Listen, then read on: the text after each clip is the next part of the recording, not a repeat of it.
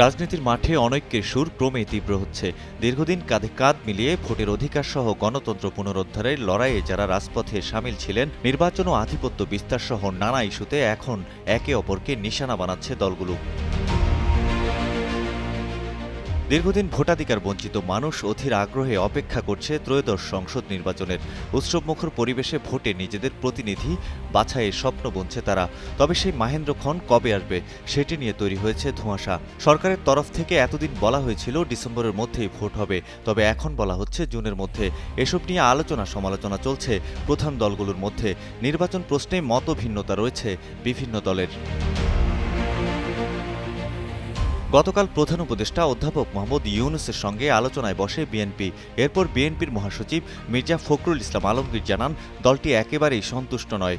আলোচনা ফলপ্রসূ না হলেও আগামী ডিসেম্বরের মধ্যেই জাতীয় নির্বাচনে অনড় দেশের প্রধান রাজনৈতিক দল বিএনপি। বৈঠক শেষে মির্জা ফখরুল সাংবাদিকদের বলেন, প্রধান উপদেষ্টা কোনো সুনির্দিষ্ট ডেডলাইন তাদের দেননি। তিনি ডিসেম্বর থেকে জুনের মধ্যে নির্বাচনের কথা বলেছেন। বান্ডেল থাকলে প্রতি সেনমানিতে টাকা বাঁচবে। বিকাশ সেনমানি বান্ডিল কিনে জিতুন প্রতি লেনদেনে। এদিকে নির্বাচন নিয়ে প্রধান উপদেষ্টার প্রস্তাবে প্রাথমিকভাবে একমত হবার কথা জানিয়েছেন এনসিপির আহ্বায়ক নাহিদ ইসলাম। তবে নির্বাচনের আগে শেখ হাসিনা সহ অপরাধীদের বিচারের রোডম্যাপ দেয়া, সংস্কার অর্থাৎ জুলাই সনদ কার্যকর করা ছাড়া নির্বাচনের সময় নিয়ে কথা বলে কোনো লাভ নেই বলেও মন্তব্য করেন তিনি।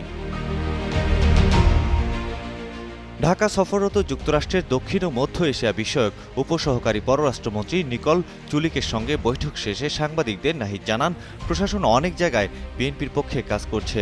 এ ধরনের প্রশাসনের অধীনে নির্বাচন করা সম্ভব নয়। নিকোল চুলিকের সঙ্গে বৈঠক শেষে জামায়াত ইসলামীর আমির শফিকুর রহমান জানান, আগামী নির্বাচনের জন্য ২০২৬ সালের জুন পর্যন্ত অপেক্ষা করলে বর্ষা, বিভিন্ন ধরনের ঝড় ও প্রাকৃতিক দুর্যোগের আশঙ্কা তৈরি হতে পারে। তাই আগামী রমজান অর্থাৎ মার্চের আগেই নির্বাচন চায় জামায়াতে ইসলামী। অন্তর্বর্তী সরকার নির্বাচনের সুনির্দিষ্ট তারিখ ও সুস্পষ্ট রোডম্যাপ দেয়নি। এ অবস্থায় বিএনপির করণীয় সম্পর্কে জানতে চাইলে মির্জা ফখরুল ইসলাম আলমগীর বলেন, সমমনা ও মিত্র দলগুলোর সঙ্গে আলোচনা করে পরবর্তী সিদ্ধান্ত নেওয়া হবে। এ নিয়ে সভা সমাবেশের প্রস্তুতিও চলছে। একই বিষয়ে বিএনপির স্থায়ী কমিটির সদস্য নজরুল ইসলাম খান গণমাধ্যমকে জানান, অন্তর্বর্তী সরকারকে আমরা শুরু থেকেই সমর্থন দিয়ে আসছি, এখনও দিয়ে যাচ্ছি। আমরা চাই এই সরকার যেন কোনো ক্রমেই ব্যর্থ না হয়। সৈয়দ মাহমুদ, কালের কণ্ঠ।